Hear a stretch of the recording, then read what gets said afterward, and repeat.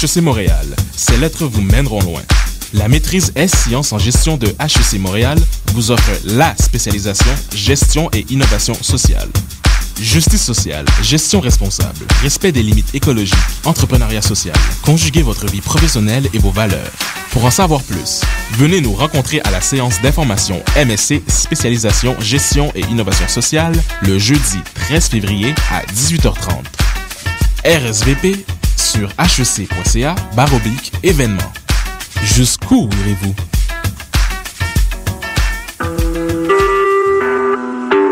Vous écoutez Choc pour sortir des ondes.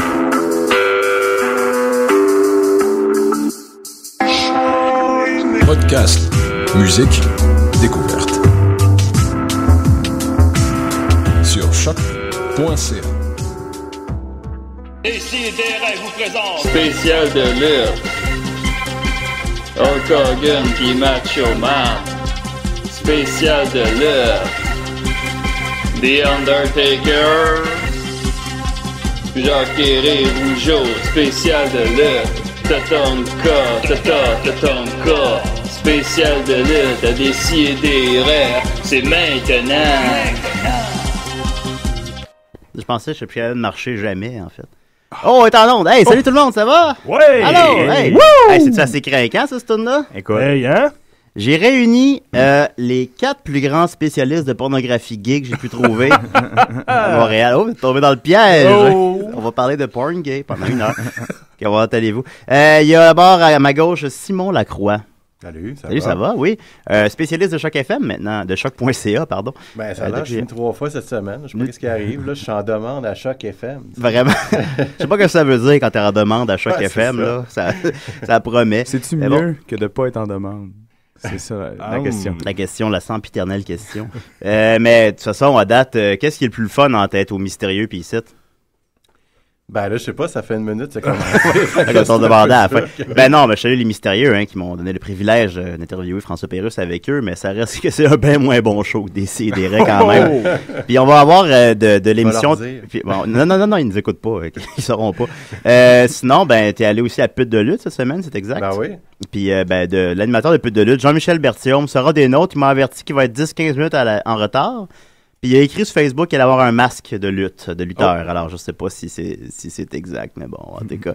Et sinon, Lacroix, sinon tu es reconnu pour tes spéciales Total Crap, c'est exact? Exactement. Ça, c'est quoi ça? Total Crap, ben en fait, on passe des montages du pire de la télé et du cinéma, des affaires super mauvaises, mais super drôles.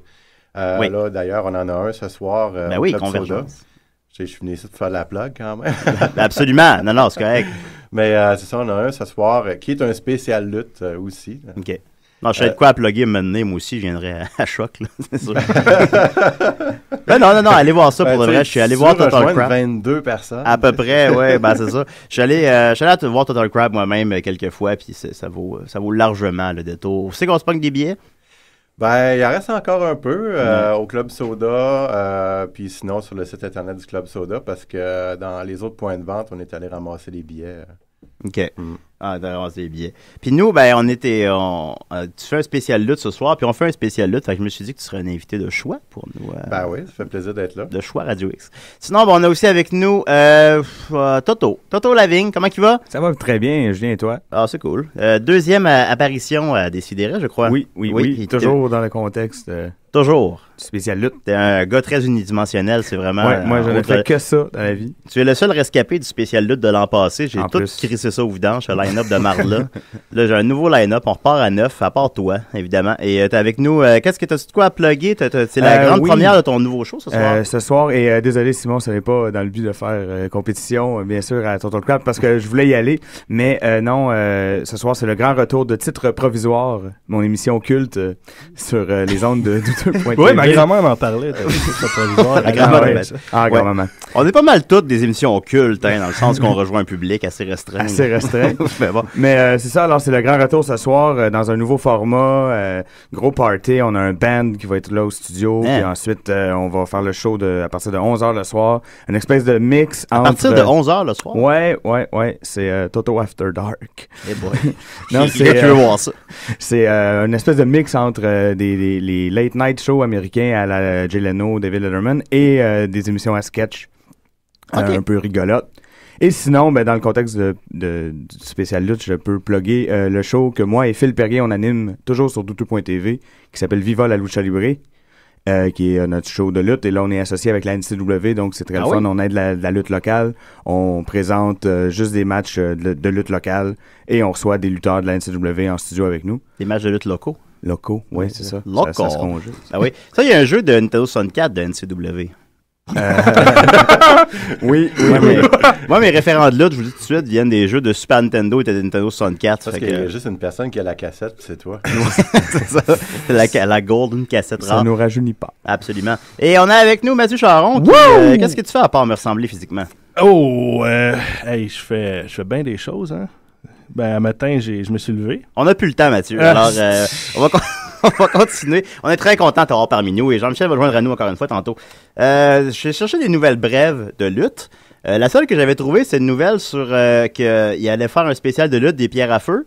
Finalement, j'en ai déjà parlé avant à Décideret. Fait que sinon, je voulais parler des sex tapes de lutte. Est-ce que vous connaissez ça un peu? Oui. Ouais. J'ai vraiment... C'est déroutant, hein? C'est déroutant. Malheureusement, oui, c'est oui. les 3 seules personnes de Montréal qui connaissent ça. Elles sont toutes ici. Est-ce que tu parles de ça, par exemple, avec China? Ouais. Oh! Ouais, Hulk Hogan? en fait, oui. Ben, c'est ça. Ben, d'abord, j'avais déjà parlé de celui d'Hulk Hogan auparavant, puis je pense le plus connu.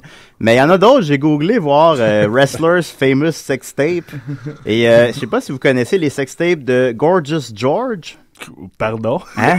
Ça doit pas être beau à voir. C'est l'ancienne blonde de Randy ok. Savage. Parce que je pensais que tu parlais du lutteur Gorgeous George des années 60. Peut-être. Non, ça doit être quand même pas si pire à voir. Gorgeous George, qui est l'ancienne blonde de Randy Savage, il me semble qu'il y a quelque chose qui marche pas. Il y a comme Maintenant, 16, c'est il y a 16 erreurs dans ta phrase. Mais maintenant, elle est rendue la blonde de l'ancien guitariste des Misfits Doyle. Mon Dieu Seigneur. Hein? Mais là, comme dans la vraie vie ou comme... Dans la vraie vie. OK. Parce que Il y avait un quand il y a un couple dans la lutte, dans une histoire de lutte, est-ce qu'ils sont pas en couple dans la vraie Ça vie? dépend. Ou Pas tout le temps. C'est du Ça cas par dépend. cas. Oui. OK, d'accord. Sinon, China en aurait 2, semble-t-il, Ouais, oui. mais qui viennent du même trip, du même voyage, en Chine. China. Ben, en aurait... Oui. oui, non, mais China a fait aussi un porno Avenger. Elle faisait Hulk, She-Hulk. Ah oui. Oui, elle était peinturée en vert. Peinturée puis en elle vert. faisait, Et Simon acquiesce. Tu l'as vu, Simon? Ben oui. Qui n'a pas vu ça? Ben oui, qui n'a pas... Si tu veux, c'est notre travail, Julien. Pas- On a pas le Ben, choix. c'est ça. Pas tu sais, grand monde, nous, hein, on qui ont pas sacrifie vu pour ça. l'humanité. Sinon, Tylen Buck, a.k.a. Major Guns, de la WCW, aurait fait de la porn lesbienne. Ah, ben, c'est intéressant, ça. Ah, est-ce que je vous l'apprends? Est-ce que vous la connaissez d'abord? Non, en fait, on la connaît parce que c'est la raison pour laquelle on a eu Val Venus à la WWF, qui était en fait une réponse de Vince McMahon à la controverse qui avait été créée à l'époque par la présence d'une vraie porn star dans son line-up. Je veux clarifier ça. À cause il y a une Ouais, controverse à cause qu'il y a une vraie porn star. Alors, cette lutteuse-là, elle luttait pour la WCW et c'était une ancienne porn star qui a joué Ok. dans des films, comme tu viens de le mentionner, et ça avait créé une certaine controverse. Et pour waver un peu là-dessus, la compagnie rivale avait créé un personnage d'ancien porn star. Comme elle a fait un calque de elle. C'est ça. Ah, c'est pas bête. Ensuite de ça, Matt Hardy. Ça, aurait fait aussi avec Lita. Ça vous dit quelque chose, ça? Ben, je sais qu'ils ont sorti ensemble, mais sextape, non. Moi, je connaissais l'existence du tape, je l'ai jamais malheureusement vu. Ok, Ou heureusement, je sais pas. ok, personne ne l'a vu. C'est un mystère. Et sinon, il y aurait beaucoup de photos aussi de Lita, de Tracy Borks et de Gail Kim, où est-ce qu'on voit leur mamelon sur Internet. Lita, non. Lita, non? Non. J'ai cherché. Ouais, il y en a pas. Non, il n'y en Ok. a pas de Lita. Il n'y aurait pas de photos de Lita où est-ce qu'on voit ses mamelons, parce que selon mon googlage, là, Ouais. il y en aurait. Mais bon. Non, ben Google se trompe. Puis il y aurait des pornos gays de Candice, Sable, Tori. Good boy. Si seulement c'était vrai. Ah ouais? Ben voyons donc. Ouais, non, c'est. Ben, j'avoue que c'est un Yahoo Answer. Tu t'es fait Ils ont, troller. ils ont posé dans Ouais. Playboy, mais. Tu sais, c'est pas parce que c'est sur Internet que c'est vrai. là. Non! C'est Décidez ça la sur recherche sur Internet. Google. tu sais. C'est vrai. Moi, j'ai pas de photos, là. Moi, j'ai juste des oui-dire. Alors, c'était ma chronique. Oh! C'était mon dossier chaud sur lesquels WWE Divas ont des sex tapes. 90% de la chronique était fausse, mais bon. En tout cas, c'est pas au moins, je suis grave. avec les gens pour le confirmer. Sinon, vous avez des questions pour nos spécialistes, c'est le 987-3000, poste 1610, n'hésitez pas. Hein. Amenez-les vos questions. Amenez-les vos questions, parce qu'ils ont réponse à tout. On va commencer par Mathieu Charon, parce qu'il me rassure. Oh yes! Bon, ben... J'ouvre mon ordi. Oui. Ouais, j'ai un thème, j'avais oublié que je t'avais envoyé ça. Ah oui, c'est vrai, tu m'as envoyé un thème. Ben oui. Ah. Hey. Attends un peu. Est-ce que tu veux que je joue au début de ta chronique? Oui. Décidérez, hein? Décidérez. Décidérez. C'est pas long. Attends un peu. Juste Mathieu Charon, parce qu'il y a beaucoup de monde qui m'écrivent. Ouais. Hein. Bon, ben, en attendant, en profitant de cette occasion, vu que je vais être le Hill aujourd'hui, j'aimerais profiter de l'occasion pour dire à tous les auditeurs que c'est des niaiseux. Mais c'est ça. En fait, t'as dit sur Facebook que tu serais le heel de l'émission. Ouais. Il a fallu que je google le terme heel. Yes. Fait que ça part bien, là. Ça part très bien. Ça veut dire que tu nous écoutes jamais quand on parle. Ben ça, savais pas ça. Je veux pas que tu les prennes comme ça, Toto, mais ouais, c'est un peu... Alors, je te mets ton thème, Mathieu. Good. I'm a nice man. Yeah, I'm a nice man.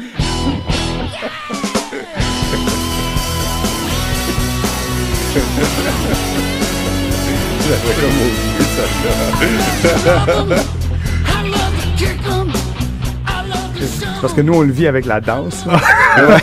Alors, si j'ai bien compris les paroles, c'est un nasman. Donc, en français, un homme qui apprécie les derrières. Exactement. Là, il chante, là. Il chante. I'm a nasman.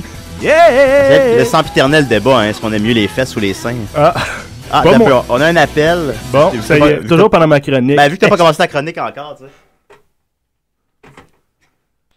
sais. Décidérez? Ouais, salut, Julien Bernatchez. Salut, c'est Julien D, c'est ça? Ben oui, c'est Julien D. J'ai reconnu ta voix. Je pense que c'était Mysterio. Ouais, ça va? Ouais, je suis un petit direct live de même devant tout le monde, là, sans filet. Sans filet. C'est comme la lutte, sans filet. Ah, God, je m'attendais pas à ça. J'étais encore dans mon lit, j'étais en train de regarder du patinage artistique. Ben, écoute donc. Est-ce qu'il y a un filet dans la lutte, d'ailleurs? Il n'y en a pas, hein? Je sais pas, mais moi, si on parle de lutte, j'aimerais ça qu'on parle de Sting. Oui. Ok, donc c'est ta demande spéciale. Ouais, exact. Ben, okay. Sting va peut-être arriver à la WWE pour WrestleMania 30. Fait qu'on va en parler. Ok, parce qu'il lutte encore, il est pas mort. Pas encore. Ah, je l'ai vu un matin. Tu l'as vu Simon Lacroix l'a vu à matin. Ben oui, à RDS. À matin. Dans le métro Berry. Ben ouais, mais... C'était tout maquillé. Sting va pas bien, il y a qu'une des meilleures années. Ben écoute, Julien, merci de ton appel, on va prendre ta demande spéciale. Alright, merci, là. Bonne journée à vous. Merci, toi aussi. Alors, c'était Julien D de Trouble-Voir qui... J'avoue que je suis un peu surpris qu'il appelle. Mais bon, qui demande qu'on parle de Sting. Ben, je vais en parler dans ma chronique. Bon. Ok, ben, je vais remettre ton thème, alors. I'm a nice man. Yeah! Vas-y, Mathieu. Bon, ben, en commençant, j'ai une petite surprise pour vous. Je vais sortir ma belt. Oh! Les gens ne peuvent pas voir à la maison, mais Mathieu sort bel et bien une ceinture de champion pour prouver que je suis le meilleur chroniqueur ever. Ça, c'est la ceinture qui le prouve. Ça, c'est ça qui le prouve? Ça le prouve. Comment notre rigueur? Je vais la mettre ici pour impressionner les bon, autres. J'en doute un petit peu. Je doute de la légitimité du championnat. On va prendre une photo tantôt pour confirmer ça. Ben, en fait, moi, je voulais faire une chronique sur les pires moments, storyline de l'histoire. Les pires intrigues. Les pires intrigues. Pas nécessairement des intrigues, mais aussi des points culminants qui sont pas très parce que souhaitables. C'est une terre fertile en intrigue poche, la lutte. Là, je veux dire, c'est juste réduire ça à 5, là... Ouais, je sais, j'aurais pu en mettre plusieurs, mais je me suis dit, je vais pas prendre les 5 pires que j'ai trouvés, vraiment, là. Vous allez voir, ce n'est pas beau à voir. D'accord. Nous à entendre, parce que vous ne nous voyez pas. Oui. Bon, on va commencer avec le numéro 5, lors des Survivor Series 90. Survivor Series 90, tout le monde s'en rappelle. Oui, j'en place. Il y avait un gros œuf qui était en place au Survivor Series, puis il était supposé avoir une surprise qui sort de l'œuf. Puis toute la soirée, tu sais, genre, il y a une espèce de tension. Ouais. Puis Mean Gene Okerlund, qui était l'annonceur maison, tu sais, il s'approche de l'œuf, puis là, tu sais, il va arriver quelque chose. L'œuf craque. Là, tout le monde pense qu'il va sortir, je sais pas, Ric Flair ou quelque chose de magique. Qu'est-ce qui est sorti? Une grosse crise de dinde. Un gars habillé en gros dindon qui s'appelait Gobbledygooker. Gobbledygooker. Exactement. Vous replacez, vous, les autres, cet événement-là? Très c'est très frais dans ma mémoire. OK, mon Dieu, c'est quand même 90. On va l'interrompre seulement s'il fait une erreur. OK, c'est bon. Ouais. Mais ça, c'était l'introduction d'un nouveau lutteur ou... Mais même pas. Tout ce qui s'est passé, c'est qu'ils ont dansé comme sur le ring, puis voilà. Écoute, François Robitaille-Morin écrit sur Facebook, je m'en souviens comme c'était hier, avec un cœur. Je pense que c'est évident, c'est un événement marquant. C'est un événement marquant pour plusieurs personnes. Oui. Tu sais, c'était qui dans le poulet? Hein? C'était le frère de Eddie Guerrero. Voilà. C'est Hector Guerrero, c'est ça. Eh oui, j'ai aucun référent. OK, c'était Hector. Ça, donc, mais si je comprends bien, c'était pas une surprise qui a été très bien reçue. Non, mais c'est un coup raté. Ouais, effectivement. Il y avait des rumeurs comme... le brainstorm autour de la table des auteurs de lutte, là. Ils se sont dit... Mais ils sont chanceux parce que c'est aussi la soirée où Undertaker a commencé, donc on parle plus de cette soirée-là pour le début d'Undertaker. Exactement. Que pour le poulet. Mais Mankind pensait que ça allait être Undertaker qui allait sortir de l'œuf. Il l'avait dit à Legend of Wrestling. Il nous avait mis sur une fausse piste. Ben oui, c'est triste. Ouais, on va y aller avec le numéro 4. Vas-y. Le numéro 4, ça s'est passé fin des années 80, si je me rappelle bien. C'était Sting qui était contre les Four Horsemen. Et puis, je me rappelle pas si c'est Sting qui a été enfermé dans une petite cage ou c'est un des amis de Sting. Mais les méchants enferment, mettons, Sting dans une cage. Et puis, qui est venu sauver Sting? Hulk Hogan? Non. Robocop. C'était bel et bien Sting qui était dans la C'était Sting, hein, c'est ça. Sting est arrivé, ouvert les barreaux, pas Sting, mais je veux dire, Robocop a ouvert les barreaux, et puis il a sauvé Sting. Mais je me demande pourquoi il a pas sorti son gun, puis il a pas juste tout fini, ça, là. Ouais, mais c'était le vrai Robocop. C'était le vrai Robocop, je pense. Il est venu le sortir d'une cage. Il est venu sortir Sting d'une cage. Il se déplace assez lentement quand même. Pour un spectacle de lutte, c'est pas l'idéal. Non, c'est ça a pris du temps avant qu'il arrive à la petite cage. Il est prêt à voir 2 minutes. Les méchants, ils ont eu le temps d'être surpris longtemps. Ben, Julien D, on a parlé de Sting. Voilà. Alors, si t'avais des demandes spéciales, vous voyez qu'on y répond. On va y aller avec le numéro 3 qui, moi, que j'aime particulièrement. Fin des années 90, début 2000, Big Boss Man avait une rivalité avec Al Snow. Puis Al Snow avait un petit chien qui s'appelait Pepper. OK. Et puis il avait perdu son petit chien. Et puis... oui. C'est juste le début. Oh, ouais. Et puis... Mais ça, c'était dans les storylines de lutte. Il a perdu son chien. Oui. Puis les deux étaient dans une rivalité. Puis là, Big Boss Man, je me rappelle plus trop comment ça s'est passé, mais ils se sont comme réconciliés. Il a dit, hey, je vais t'inviter dans une chambre d'hôtel à souper. Puis Al Snow accepte. Puis il sert un plat à Al Snow. Puis tout ça était filmé. Oui, c'est sûr. Et télédiffusé. Puis quand Al Snow a fini son plat, Big Boss Man, il a dit « Hey, j'ai tué ton chien, puis tu viens de le manger. » Oh mon Dieu. Oh, mais attends, là, toi, tu mets ça dans un top de mauvais storyline. C'est marrant. Ben, j'avoue que c'est comme pas... Ben, tu sais, par opposition à l'affaire dans l'œuf, là. Hey, mais c'est parce qu'il devient le ultimate Uber méchant, là, qui tue ouais, c'est sûr, mais... Je ne sais pas. Je trouvais qu'il y avait ça valait à tout le moins la peine d'être raconté à la radio. Oui, effectivement. Il a mangé son chien. Mais est-ce qu'on voyait le plat? Ouais, ben c'était un plat bien ordinaire, là, mais on voyait pas des patates. Des patates de chien. Ouais. Là, finalement, c'était son chien. Mais comment il a réagi quand il a appris qu'il avait mangé son chien? Il était pas content. Je pense qu'ils se sont battus l'événement d'après. Est-ce que la table sur laquelle il soupait, il l'a cassé sur le dos de l'autre? Mais sûrement parce qu'on est à la fin des années 90. Il y avait comme une mode de se battre dans de la bouffe puis dans des buffets. Ouais. Mais une mode qui a été reprise par la porn par la suite. Cette rivalité-là avec un kennel dog match effectivement. Dans une cage avec des chiens alentour. Ouais, c'est vrai, j'ai lu ça. Puis le chien était le leitmotiv récurrent. Ouais, vraiment. Les chiens étaient supposés d'être comme autour de la cage ou du ring, puis ils étaient supposés d'être vraiment des chiens méchants, mais finalement, les chiens jappaient pas, puis tout ce qu'ils ont fait, c'est chier à terre tout le long. Puis 8 heures aussi, chier à terre tout le long. Ben, c'est une bonne histoire. C'est pas la pire, mais c'est une bonne histoire. Numéro 2, c'est 2002, rivalité entre Triple H et Kane.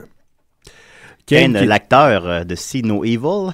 Exactement. Oui. Wow. Une suite ça m'impressionne, Julien. Je l'ai vu, ce film-là. Oui, c'était pas pire. Ouais. Kane qui était un espèce de grand monstre avec un masque, et puis Triple H qui était le champion du monde, ont commencé une rivalité. Et puis pour jouer dans la tête de Kane, Triple H a dit « Hey, tu sais, j'ai des histoires sur toi. Il paraît que quand t'étais jeune, t'allais dans des parties, puis là, un moment donné, t'étais avec une fille, puis là, t'as pogné un accident, puis là, elle est morte, puis tu l'aurais fourrée pendant qu'elle était morte. » Puis là... Il a accusé son ami de nécrophilie. Oui, effectivement. Mais le pire, c'est que Triple H a dit « Ah, puis gars, j'ai des images de quand il était dans son cercueil, puis quand tu l'as fourré. » Puis là, on a vu Triple H déguisé en Kane dans un cercueil avec une... C'était un mannequin, je crois, ou une vraie fille? Non, c'était un mannequin. C'était un mannequin. Puis il a commencé à avoir des relations sexuelles avec le mannequin. C'était raunchy, la lutte, dans ce temps-là. Oui, ça, c'était une époque plus... C'était avant John Cena, là. Oui. Okay. C'était plus 18 ans et plus dans ce temps-là. Ah ouais, même... 16 au moins, facile. Au moins 16. Est-ce que la lutte est plus édulcorée aujourd'hui, Simon? Oui. Qu'est-ce que t'en penses? Ben, ouais, un peu, parce qu'ils ont enlevé ce genre de storyline-là pour essayer de plaire aux enfants, un peu comme dans les années 80. Ce qu'on appelle le PG era. Exact. On pourrait croire pour peut-être vendre plus de produits dérivés. Aussi, surtout. Probablement. Probablement. Il y en a qui disent que c'est parce que Linda, elle essayait de rentrer au Sénat. Puis, Ah ouais, à un certain moment. Au John Cena? Ah! Regarde, je suis là! Wow. Ouais. Mais ton histoire avec la fille, là, ça me fait penser que dans ce temps-là, beaucoup des objets qu'ils utilisaient pour faire les histoires, ils les vendaient aux enchères. Et le costume de Katie Vick, la fille Katie Vick, qui avait supposément été violée, ben pas violée, mais violée quand t'es mort. Abusée par Kane, ben, ils ont vendu son costume aux enchères. Ah ouais. Et les gars qui l'ont acheté, c'est ceux qui font le site wrestlecrap.com. Qui parlent les deux gars qui parlent des pires gimmicks de l'histoire de la lutte. Fait que je sais pas qu'est-ce qu'ils ont fait éventuellement avec ce costume-là parce que j'ai arrêté de suivre le site, mais le site existe encore. OK. Mais c'est ça, il était tout fier d'avoir acheté le costume. Wow. Des pires storylines. C'est une belle fierté. Ben, on va y aller avec le numéro 1. Numéro 1! Le numéro 1! Je pense que ça avec tout le monde qui connaît la lutte va savoir où je m'en vais. 99, Mark Henry et Mae Young. Mark Henry qui avait à l'époque une gimmick qui s'appelait Sexual Chocolate. OK. J'aime déjà ça. C'est un gros noir qui essayait de coucher avec tout le monde. Puis Mae Young, elle, c'est une vieille lutteuse qui avait à l'époque genre 75 ans. Puis ils ont commencé à coucher ensemble. Mais ça n'arrête pas là. Oui. Ils couchent ensemble. Mae Young tombe enceinte à 75 ans. Là, ouais. Puis là, mais comment dire, pas dans la vraie vie. Non. Ouais, c'est ça. Dans l'histoire. Ouais. Puis là, après quelques semaines d'être enceinte, elle accouche. Ah! Mais elle accouche pas d'un bébé. Non, elle accouche d'un marteau. Elle accouche d'une main. D'une main. Elle a accouché d'une main. Hey boy. Oui. Ouais. Elle a accouché d'une main. Comme ça. Et c'est sûr que ça a pris juste quelques semaines plutôt que 9 mois. Sois pas gêné, c'est pas grave. Ouais, Mathieu, t'as pas l'air bien. C'est correct, c'est pas toi qui l'as écrit, l'histoire. Vas-y, tu peux... Ben là, c'est ça. Tu sais, elle accouche d'une main. Il y avait plein de lutteurs autour. Il y a Pat Patterson qui là, l'accouchement était sur un ring. Non, elle était dans les locker rooms. D'accord. Dans ben oui, quand même. Pas un hôpital, là. Et puis... Non, parce qu'elle est rentrée en labor pendant le show. C'est ça. Elle avait des crampes, puis là, la grosse main pleine de gélatine en plastique est sortie de sa noune. Oui. Et puis, voilà. Là, est-ce qu'ils l'ont levé ensemble? Qu'est-ce qui est arrivé? Ben, ce qui est arrivé, c'est que oui, Adam, il y a quelques années, c'était-tu le 20e anniversaire de Raw? Peut-être, je pense que c'est le gros 20e anniversaire. Mais Mae Young est arrivé avec la main. Puis c'était un gars déguisé dans un déguisement de main. Puis la main, elle avait 15 ans. Ah, c'est gênant. C'était rendu une main adolescente. Ah, c'est gênant. Est-ce que les mains, c'est comme les chiens? Ça vieillit plus vite? Est-ce que c'est, on le sait pas, ouais. Je sais pas s'il y a un année de main, je pense. Ouais, c'est 7 ans en année de main. Oh my God. Puis ça a été bien reçu. Ça, comment dire? Mais c'était une époque... C'est que déjà que les fans de lutte doivent... comment dire, sont obligés de défendre l'indéfendable parfois. Ouais, un peu. Vous voyez ce que je veux dire? Ouais, mais il y avait une époque propice à ce genre de débordement-là. Ouais, c'était à la fin des années 90. C'était l'époque. C'était vraiment... Tout était over the top à cette époque-là. Puis Vince, il se défend en disant, ben, c'est drôle, voyons, le monde, il en parle, fait qu'il aime ça, mais on n'en parle pas nécessairement parce qu'on aime ça. Parlez-en en bien, parlez-en en mal, parce qu'il faut en parler en bien de temps en temps. Non, mais il n'y a pas tort, là. On parle beaucoup de cette main-là pour rien, dans le Ouais, fond. effectivement. On en parle aujourd'hui, dans un top 5 à Décideret. Oui. Mais elle est rendue où, la main? D'après moi, je pense qu'elle travaille au Walmart, là, puis elle a une vie tout à fait normale. Elle a un petit saut de bleu. Oui. Elle est devenue la mascotte de Hamburger Helper. Ben voilà. Ah, ben c'est là, ça. Voilà.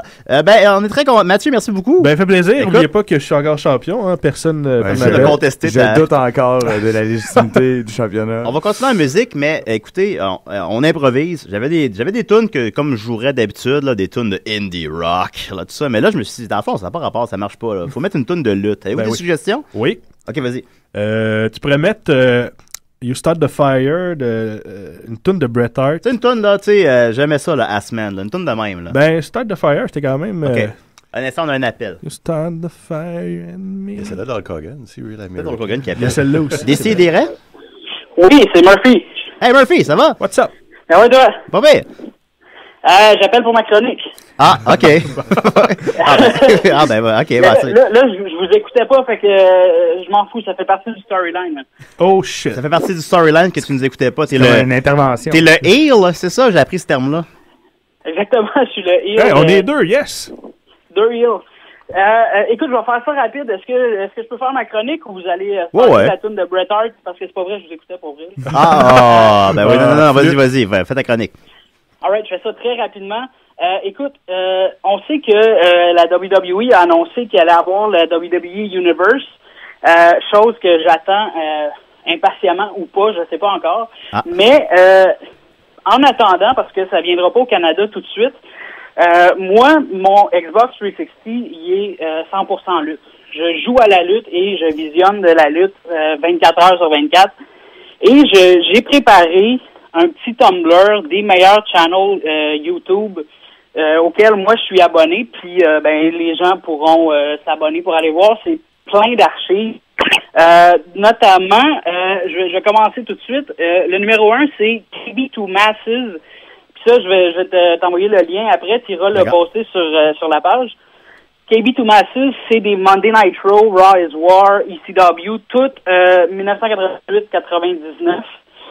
Il y a Brilliant WWF Request, c'est des Saturday Night Main Event. Il y a K-Fab to Masses, un autre. Nitro, Raw, ECW, mais là c'est de 1997 à 2000. Il y a Wrestling Challenge 95, ça c'est de 1990 à 2000. Il y a énormément de trucs là-dessus de WWF, WWE. Et il y a WWE Episodes 2003. Ça, c'est des Raw et des SmackDown de 2003-2005. Et il y a la playlist de Sean Roberts. Il y a plusieurs pay-per-view au complet de la WWF. Il y en a beaucoup qui ont été supprimés pour des raisons légales, mais c'est quand même très, très cool. Allez voir, il y a beaucoup de In Your House, pour ceux qui se rappellent des In Your House. Fait que voilà, c'est la fin de ma chronique déjà. J'ai fait ça très rapidement. Est-ce que vous avez compris quelque chose, vous, dans le studio? Oui.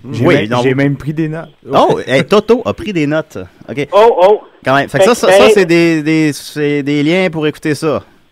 Oui, ben gars, je t'envoie ça tout de suite. Oui, on met ça. C'est toutes des chaînes YouTube. Moi, j'écoute ça sur mon Xbox 360, puis avec l'application YouTube du Xbox 360. Tu peux écouter sur ta télé. Ça joue en continu. Fait que c'est comme si j'avais la WWE Universe déjà chez nous. Fait que je t'envoie ça. Ça a été très rapide. J'ai parlé très rapidement pour être sûr de ne pas encombrer l'émission. Ben non, j'aime pas. Ferme ta gueule. Okay, yes! C'est vraiment le méchant. C'est ça. Fait que je t'ai envoyé ça sur ton dans ton inbox. Sur facebook.lol. Exactement. Et t'enverras ça sur la page Facebook pour que les gens aillent s'abonner. Sans faute, je vais envoyer ça. Alors, si vous allez à la maison, vous voulez voir les préférences de Murphy en lutte, est-ce que c'est des bons choix rapidement, les gens ici? C'est énormément d'histoires qui nous proposent. Fait que oui, c'est sûr, c'est intéressant. C'est intéressant. Alors, les archives, c'est que des archives. Je me souviens. C'est du Golden Era que le Attitude Era. Fait que... Alors voilà, du contenu exclusif à Décideret. Merci beaucoup, Murphy. Cool. OK, bye. Ciao. Jean-Michel vient de se joindre à nous. Salut, Jean-Michel, ça va? Oui. Hey, ça brasse en tabarnak à Décideret. Mais t'avais envisagé de venir masqué, que t'avais dit. Il l'a. Il l'a! Oui, ben oui, Alors, on va oui, faire prendre des photos. On va continuer J'ai croulé sous la pression. On va continuer en musique. Alors, tu m'avais suggéré Bret Hart, You Start the Fire. Yes! Eh boy, ça va être bon. À DC et des raies. Ah, déjà, c'est bon. Déjà, c'est bon. Brings me back to why I got into wrestling. There's a certain heritage and there's a certain pride in what you do. I want to prove beyond a shadow of all doubt who is the best wrestler in the whole World Wrestling Federation. The best.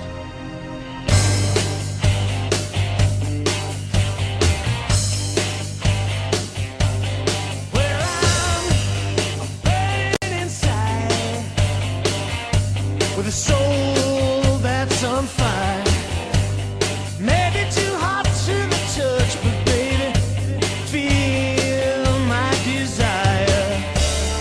You start a fire in me. You are the air I breathe. You are the air I breathe. Watching the flames burn high. Watching the flames burn high and high. Feel my desire. You start the fire.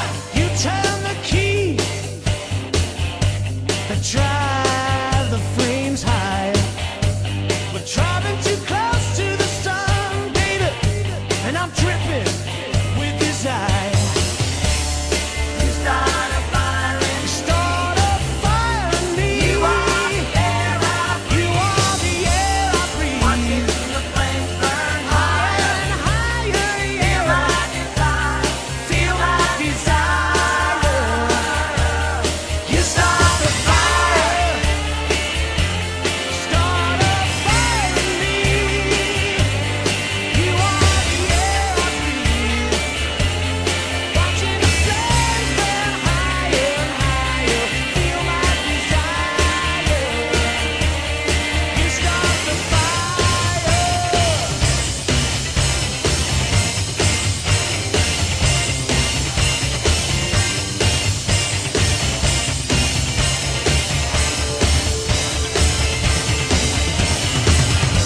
There's no letting go. Never ever run away. We'll walk into the darkest of nights, and baby, you light my way. You start a fire in me. You start a fire in me. You are the air I breathe. You are the air I breathe. Watching the flames burn. Watching the flames. Salut, ici Jim Corcoran. Et quand je me pointe interroge, eh bien, je me pointe l'exclame des si et des raies. Et je me pointe de suspension. Jim Corcoran nous avait envoyé ça. Oui, on a un lutteur un célèbre. grand. On a un grand fan de lutte. On a quelqu'un au bout du fil, Décidérez? Ouais, là, c'est Massy. Ah, là. pas toi. Ah, salut Dodo, ça va? Là, on va se dire des vraies affaires. Là. On va se poser des vraies questions. Qu'est-ce qui se passe avec Chris Benoit? Chris qui? Chris Benoit. Connais pas, je sais pas c'est qui, existait pas, se souvient pas de ce gars-là. Non. Bon, ben, hey, ça m'a avancé de vous appeler les boys. Bye. OK, bye Dodo.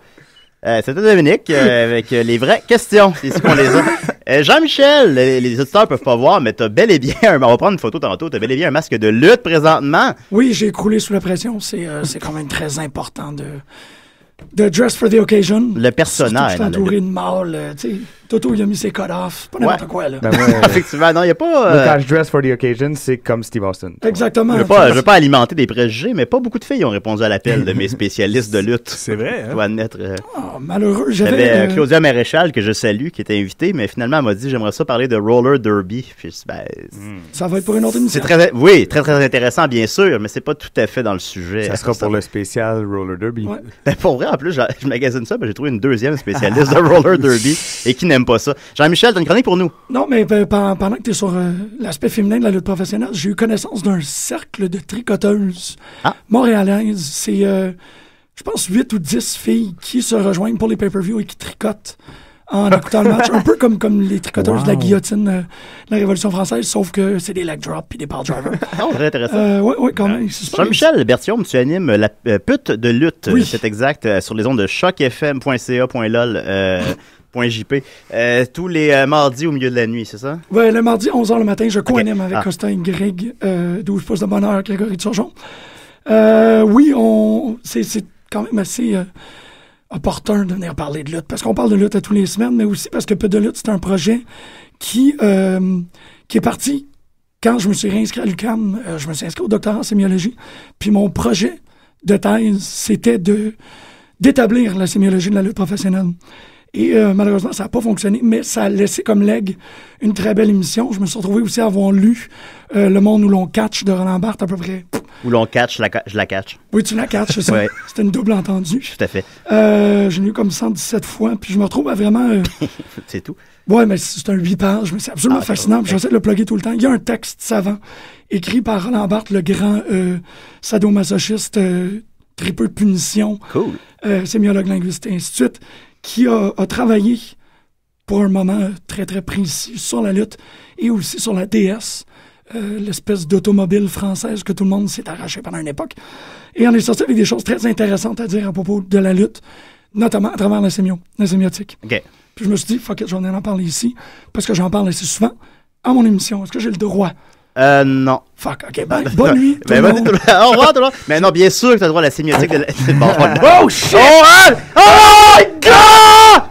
Hey, calme-toi. The crap out of me! Oh my God! Non, tu peux en parler, tu peux en parler, reste-toi. Ouf! Un spécial lutte, je savais dans quoi je m'embarquais. C'est juste que ça se peut qu'on comprenne pas tout, mais tu peux en non, parler. inquiétez pas, vous allez très très bien comprendre. Non, mais je me suis dit que c'était l'occasion de le faire, tu sais. Il y a Chair Shot Reality, puis aujourd'hui on fait chaise non pliable reality, c'est un peu... Ouais, les chaises ici sont pas préciées. C'est pas des bonnes chaises de lutte. Ben, on va voir, parce qu'on y reste à peu près 25 minutes pour passer quelqu'un à travers cette table. Ah oui. Je sais pas si vous l'avez promis en début d'émission, mais moi, c'est définitivement le genre de truc que j'aurais fait. 3D on the table. Ouais, il va quelqu'un d'ici la fin de l'émission, je vous jure, va passer au travers de la table. Ok, ouais. Simon, il a amené l'essence à lighter. Ouais. Toto est équipé, puis tout. Moi, je vais me sacrifier. Table de feu. Tu vas faire le Mick Foley. C'est le genre de, le genre de statut de légende que j'aimerais bien. Une légende de choc. Ouais. Ben, on commence on a les légendes qu'on peut. Hein. On a les légendes qu'on a besoin. C'est ça. En fait, c'est plutôt ça. C'était ça dans Batman qui disait, hein? Je sais pas, j'ai pas écouté Batman. Continue. C'est pas quelqu'un, il y a comme très peu de matchs de Batman, lutte. c'est le lutteur Surtout célèbre. quand il le fait, c'est comme en chest Batman avec a le sauvé corps, Sting, non, c'est pas... Non, c'est pas un storyline. Je suis sûr de qu'il s'est là. battu contre un Mexicain quelque part à un certain point. Un lutteur mexicain, je veux dire, là, pas quelqu'un qui passe Non, la frontière. Ouais, non, c'est ça, il faut que j'hommage un étudiant de l'UQAM qui a fait un essai au complet qui s'appelle Double Jeu, publié aux éditions Cartanier, Michel Narrault, qui a travaillé sur l'imaginaire du baseball. Je pense qu'il y a un projet à faire avec l'imaginaire de la lutte professionnelle. Et essentiellement, je suis entouré des meilleures personnes pour le faire. Absolument. Parce que oui. Et moi. Pas n'importe quoi. Très clairement, pour la sémiotique de la lutte professionnelle, c'est que dès que les gens rentrent de rechef en jeu dans un match, on a, et là, je pense pas vous apprendre grand-chose, il y a un énorme historique qui vient derrière chaque confrontation.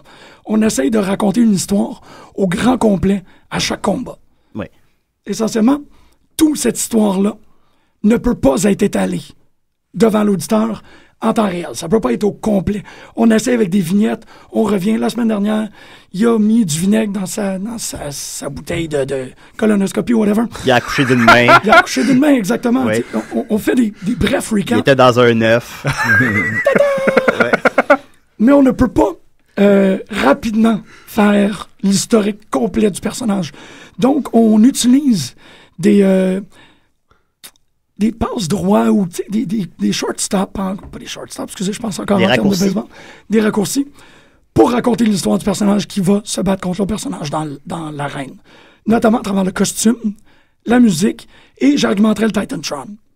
Très simplement, le costume, c'est l'attirail dans lequel le lutteur se présente, qui n'est pas l'attirail avec lequel il se bat.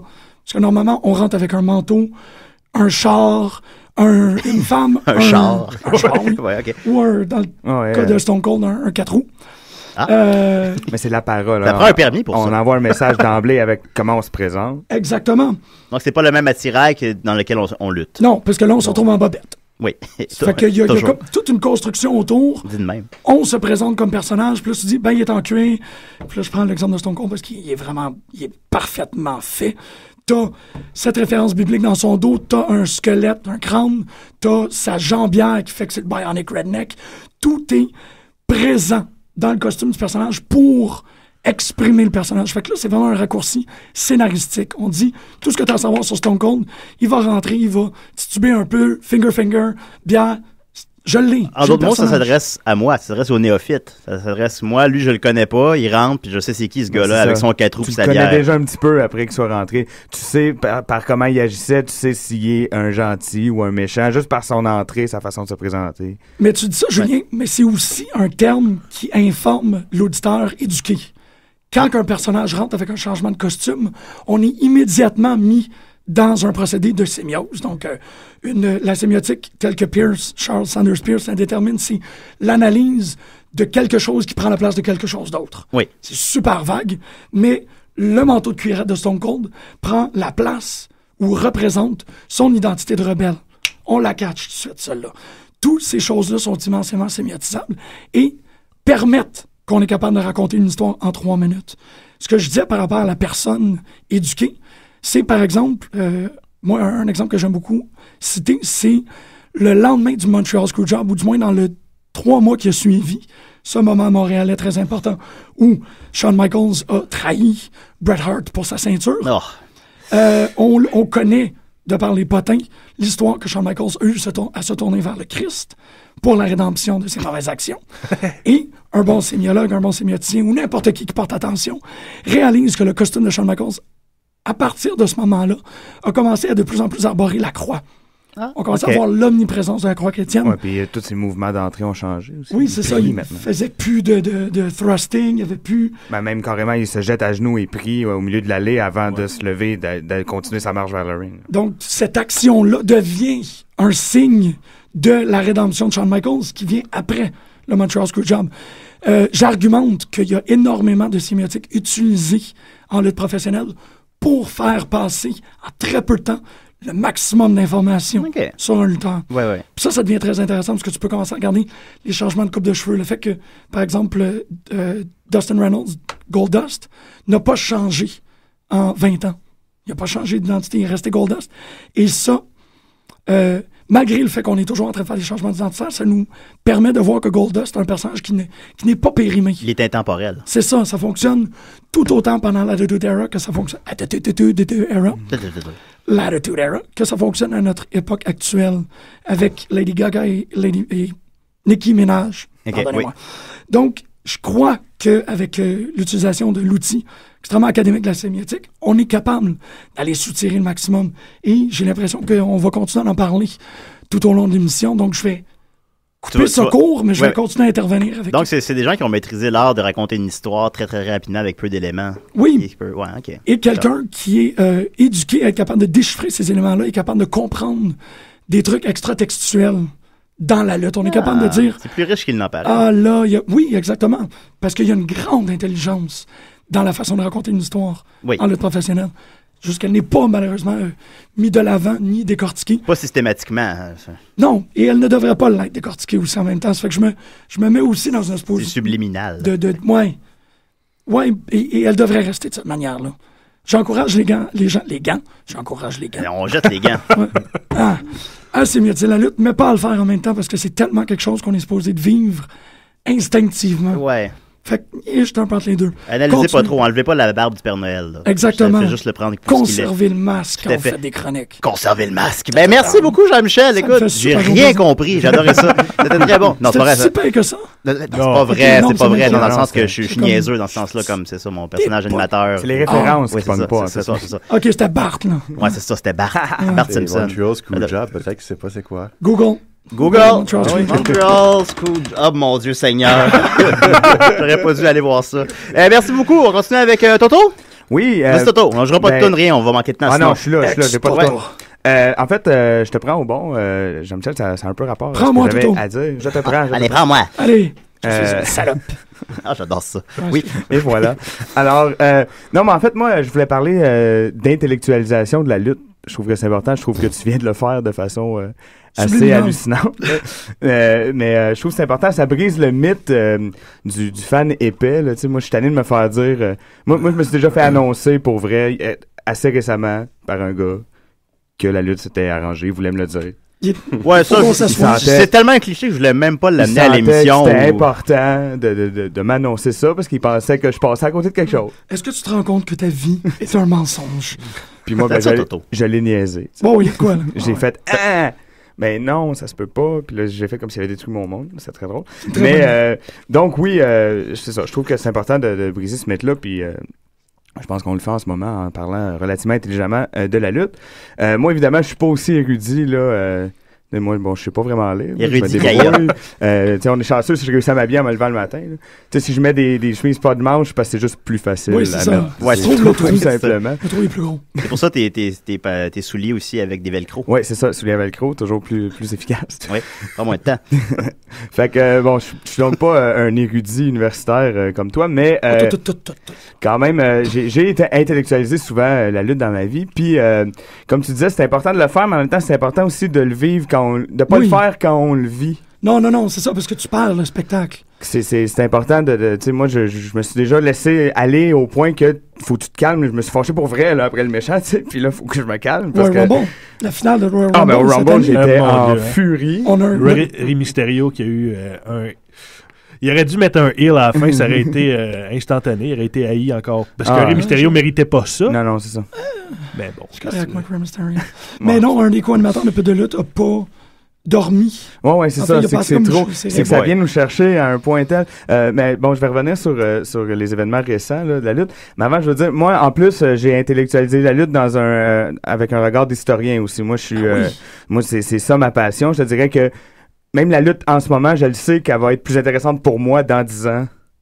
Tu sais, je sais pas si vous me suivez, j'ai l'impression que j'ai besoin de cette espèce de recul-là entre la lutte, ce qui n'était pas mon cas avant, tu sais, quand j'avais... Là, tu savoures les Royal Rumble de 2002.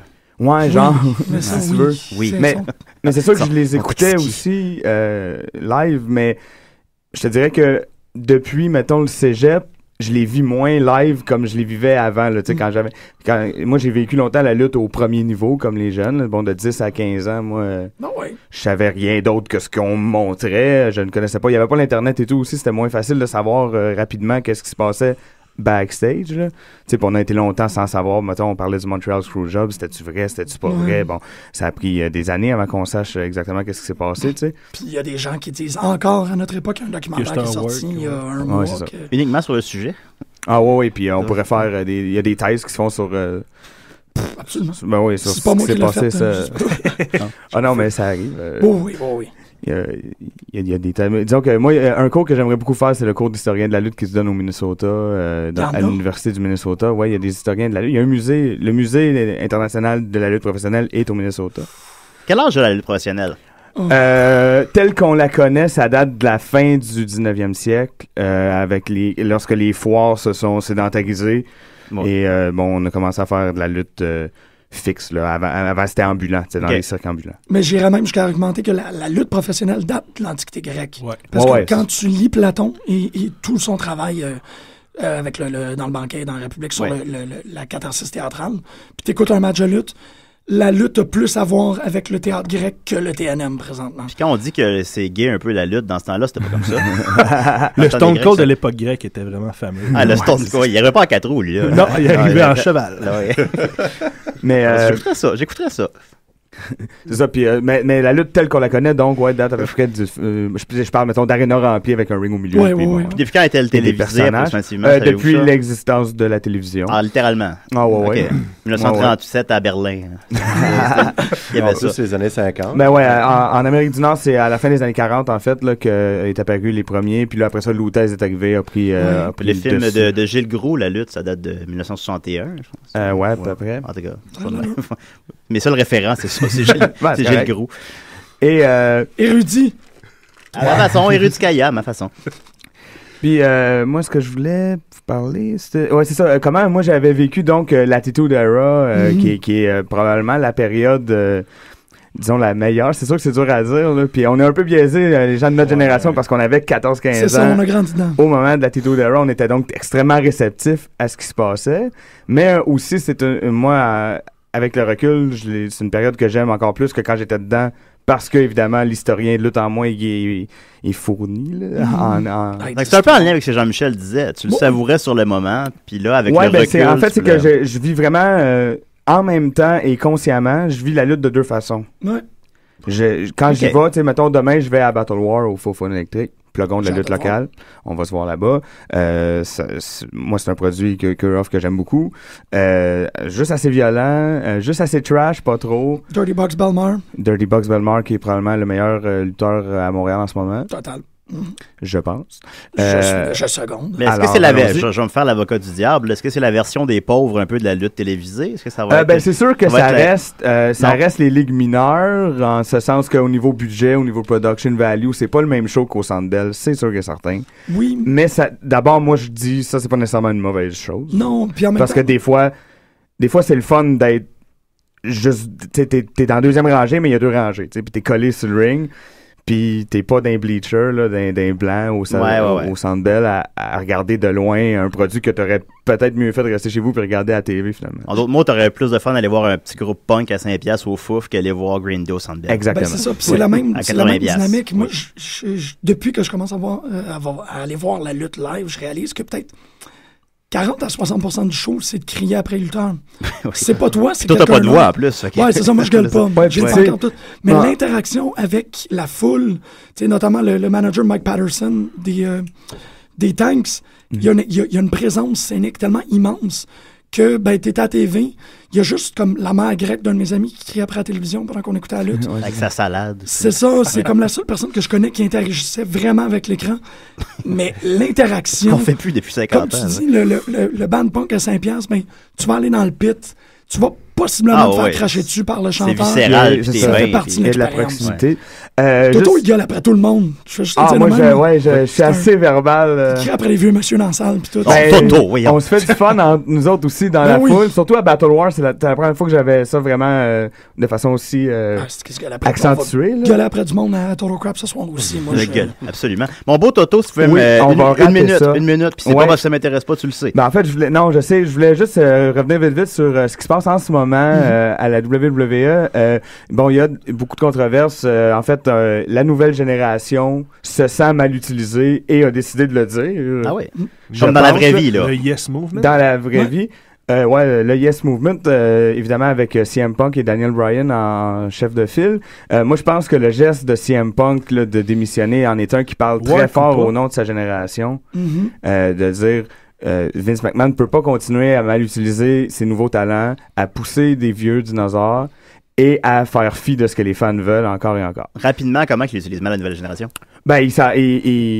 Il ne fait que s'en servir au profit de ces vieux dinosaures. Okay. C'est comme si on veut juste voir toujours les mêmes visages. On veut juste voir Undertaker puis Kane puis on s'en crie. Mais juste un dernier mot là-dessus, je crois qu'il faut pas compter Vince McMahon comme vaincu parce que s'il y a une affaire que les McMahon depuis les années 30 ont réussi à faire dans le monde de la lutte, c'est de s'adapter à l'époque à tout moment. Les années 80 étant le meilleur exemple, probablement, où Vince McMahon s'est adapté à son époque à 100%. Et là, je pense, il a fait la même chose dans les années 90, et je pense que là, il est en train de faire la même chose avec l'Internet. Et là, on est comme revenu aux années 60-70, où ce que la ligne... De mon vivant à moi, la ligne entre la réalité et la fiction dans la lutte n'a jamais été aussi floue. Puis c'est à cause de l'Internet, je pense que ça pourrait potentiellement être un coup de génie de la part de Vince McMahon. Ouais, c'est comme le cinéma direct de Michel Brault. Si tu veux. Oui, s'il y avait comme des pages de commentaires et des pages de commentaires. Supposons. Mais on est revenu à l'époque là où un lutteur qui est pas blessé devrait aller faire son épicerie avec en béquille s'il faut pour faire croire qu'il est. D'accord. Oui, parce qu'il y a des caméras partout, mais c'est vrai. Mais de nos jours, les cellulaires, ben oui. CM Punk est parti work ou pas? C'est ça encore là. On utilise l'Internet. On dit CM Punk, c'est pas compliqué. Tweet que t'as démissionné. Puis là, laisse la marde lever. Puis on enlève tes documentaires sur Netflix. Puis on fait comme ça se work très facilement. Puis ça met la marde. Des combats de titans. Merci beaucoup, Toto. Plaisir. Voilà. Simon, je voulais absolument quand même, là, t'as 5 minutes encore. Ah, ok, cool. Ça peut être bref comme ça peut être long, c'est comme tu veux. T'as pas le choix que ça soit bref. Je vais parler un petit peu comme de ce que Mathieu a parlé au début. Je vais finir avec les pires personnages de la lutte. Peut-être pas les pires, mais dans les années 90, c'était pas mal. On revient dans le ludique, là. Ouais. Il y a un lutteur que son vrai nom, c'est Mike Shaw. Lui, il a eu 4 gimmicks. Gimmick, c'est un personnage, on peut dire. Ouais. Je te donne le contexte. Non, c'est bon. Faut l'aider, il connaît rien. Puis, je connais rien, je comprends fuck out. Donc, il y en a eu 2 dans la WCW, 2 autres dans la WWF. Dans la WCW, quand il est arrivé, il s'appelait Norman the Lunatic. Okay. Ça, c'est que c'était comme un genre de patient qui s'était échappé d'un hôpital psychiatrique, puis quand il arrivait dans l'arène, ben, il arrivait avec une clé dans le cou. Ça, c'était la clé que son manager avait mis dans le cou parce que c'était la clé, en fait, de sa chambre d'hôpital. Ah, la preuve qu'il était un patient. Tout est dans la clé. Il y a eu quand même un Dans la certain clé. succès. Les fans lui envoyaient des toutous à chaque semaine parce que ça a l'air qu'il aimait bien les toutous. Puis moi, je ne l'ai pas vu souvent, mais la fois que je l'ai vu, mais il y avait un costume de Teenage Mutant Ninja Turtle de tapé sur la face. Le costume au complet. C'était l'époque. Non, ben juste une moitié de costume. Là. Wow. Fait que là, éventuellement, ben, bang de même, sans nous avertir, il devient Norm the Trucker. Ah. Donc, il devient un trucker. C'est en hommage à son père qui était trucker. Donc, il était plus fou. Tout d'un coup, il est devenu un trucker. Oui. Ça a l'air, en fait, que c'était un des bookers. Les bookers, c'est ceux qui décident des histoires ou qui va se battre avec qui. Des auteurs, dans une certaine mesure? Oui, c'est ça. Ouais, Ouais. ok. En tout cas, c'est un des bookers. Ça a l'air qu'il l'aimait pas. Donc, il a tué comme son personnage qui était un petit peu populaire. Puis, il l'a mis dans une gimmick de trucker. Puis, éventuellement, après un certain temps, on l'a pas revu à la WCW parce que il a signé un contrat avec la WWF. OK. Et là, c'est vraiment là que le pire est arrivé. Oh. Il a commencé, puis il était un moine dansant. Oh! Donc, puis le gars, il était vraiment gros. Là. Ouais. Fait que là, il était un moine dansant avec les cheveux rasés, puis il s'appelait Friar Ferguson. Sauf que après 2 semaines, ben, son personnage a eu des plaintes d'une association chrétienne à New York parce que supposément qu'il riait des moines. Ouais, c'est pas ostentatoire, là. Bon, oui, ça danse pas un moine. Ouais, ben Non, c'est ça. les vrais moines dansent Non, mais pas. c'est Les juste vrais moines, chien, t'es comme, là. Les moines, t'es juste comme, non. Tu peux ouais. pas, non. Non. C'est juste chien. Ce qu'on fait, c'est important. Ben, en fait, je passe des détails fait, parce c'est que tu sais, le temps passe. Le temps, il te reste 4 minutes. Fait qu'éventuellement, là, il est arrivé avec une des pires gimmicks que moi j'ai vues à la lutte. Ça s'appelait Bastion Booger. Ça, c'était... Oh, j'aime ça, ça va se battre, là. Ça, C'est que t'as contre le Bastion son Burger. costume. Non, mais j'adore Bastion Booger, mais bon. Qui ne l'aime pas? Ça, c'est un gars qui arrivait dans l'arène, il se décrottait le nez, il mangeait ses crottes de nez, il arrivait avec un hot dog, il mangeait son hot dog avant de faire son combat. Pauvre lui. Un jour, il était animateur à Monday Night Raw avec les deux animateurs réguliers. Il s'est fait venir une pizza, il a mangé sa pizza live. Ben ouais, pourquoi pas? C'est que le gars, en fait, c'était comme un... Comme le maire Lebon en entrevue. C'était comme une gimmick d'un gros. C'était comme une gimmick d'un gros qui était dégueulasse. Ouais. Son costume était fait d'une manière que ça faisait comme une bosse dans son dos. Donc, c'était comme un genre de bossu aussi. Puis, c'est ça. C'est très peu flatteur, donc. Ouais, beaucoup de clichés. Non. Puis, il y a eu, à un moment donné, je pense que c'était au Survivor Series 91-92, je sais plus trop. Il est arrivé dans l'arène, il était avec... il était avec... Je ne sais plus à qui était en équipe, mais ils sont tous arrivés puis ils se sont mis à manger une dinde, mais avec leurs mains. Ouais. C'était les pas très beau à Shrinkers, je voir. pense. Ah, ouais. Mais je pense que ça peut être pour les fans, je pense que ça Il y peut a être Lou un peu mal Albano. interprété quand quelqu'un change de personnalité 4 fois. Ouais, ben... C'est comme, ça fait ben, partie là. de la Ah, mais, game. Ok, d'accord. Un public de lutte, aussi intelligent soit-il, ça oublie extrêmement rapidement. Puis en même temps, c'est super le fun parce que rétroactivement, après ça, tu peux essayer de raconter l'histoire de ce gars-là à travers ses identités différentes. Fait que t'es comme, OK, tu sais, il a commencé, il est un peu fou, mais il a pogné une job, puis là, il est arrivé à l'autonomie. Et il a arrêté dans un truck stop, puis il a découvert le Christ dans une messe à gogo. Eh boy. Tu peux C'est l'affaire. probablement ça qui est arrivé. peux la là. faire. Ouais. C'est ça. Simon, malheureusement, un dernier. Un dernier? Ouais. Juste ton meilleur, là. OK, ça va être le Shockmaster.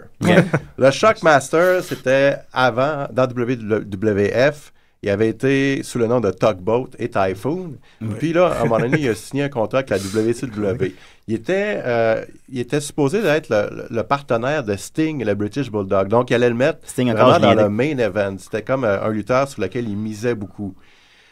Fait qu'à un moment donné, il y avait une entrevue, il y avait Flair for les the deux Gold. de Harlem Heat, puis il y avait British Bulldog, puis Sting. Fait que là, Sting puis l'autre étaient supposés de présenter leur partenaire. Fait que là, leur partenaire, le Shockmaster, était supposé de traverser un mur. Oui. Sauf qu'il s'est enfargé. Puis il y avait un casque de Stormtrooper peinturé en argent. Ouais. Puis là, ben, il a perdu son casque. Fait que là, tout le monde a fait comme, hey, c'est Tugboat ou Typhoon. C'est un de mes moments préférés. Ben oui. Fait que là, ben, il a fait quand même le combat avec Sting puis British Bulldog, mais ça a pris 2-3 semaines pour on l'a pas revu parce qu'il avait complètement raté son entrée. Ben, Toto, je te mets la mission, tu m'enverras le vidéo, je vais le mettre sur la page Facebook des OK, c'est fait. Considère ça fait. Ben, on n'a plus de temps. Désolé, merci beaucoup, Simon Lacroix, on s'en va voir. Ben, non, ben, écoute, c'est pas de ma faute. Non, c'est de ma faute. On va aller voir Total Crap ce soir, évidemment, au Club Soda 21h, c'est ça? Ouais, exactement. Allez voir ça, c'est excellent. Ouais, Jean-Michel Bertion. Shockmaster aussi. Hein? Puis Robocop aussi. Puis Robocop, Robocop va être là. Jean-Michel Bertion, un peu de lutte à Choc, tous les mercredis, 3h du matin.